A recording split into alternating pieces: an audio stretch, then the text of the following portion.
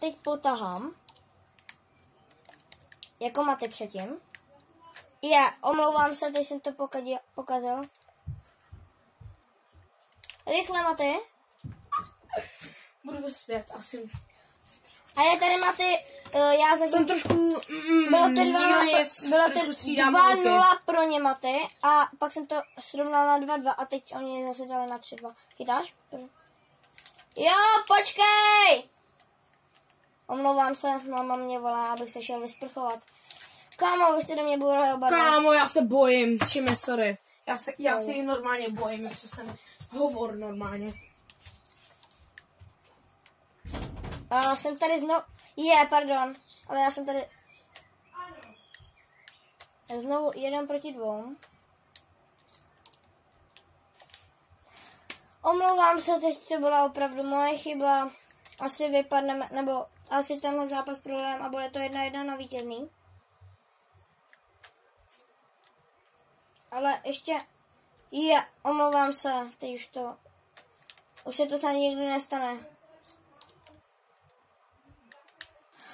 Ono to zatočilo, omlouvám se, je to 1-1, ani nebudu dělat střih, takže asi to budu muset ukončit, ale podle toho, jestli ještě máma počká, anebo prostě, nevím. Je tady šance, že nedohráme turnaj. Je to moc dlouhý, takže jedině, že by to oni lívli. A tam vidím hodně malou pravděpodobnost. Takže jsem tady znovu 1-2. Bohužel Matej telefonuje. On se bojí se svojí spolužačky. Nevím proč. Ale vedu 1-0. Takže nevypadá to pro mě úplně špatně. A teď jsem to měla těžký.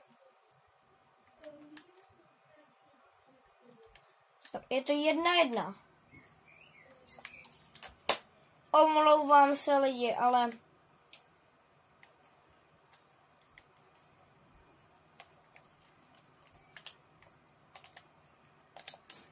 Bohužel oni dva soupeři jsou lepší než jenom já.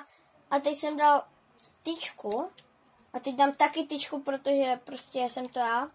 Aha, tak to ještě chytil. Teď to bylo já se omlouvám, já jsem to nevychytal.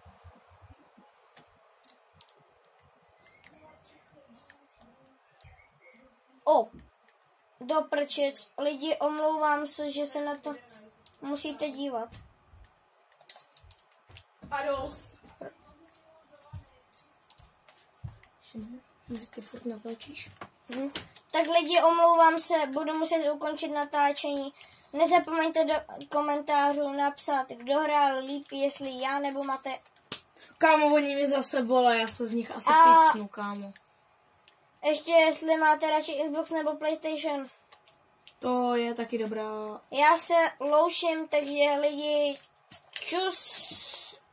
A poslouchejte rodiče. Čau. Čau.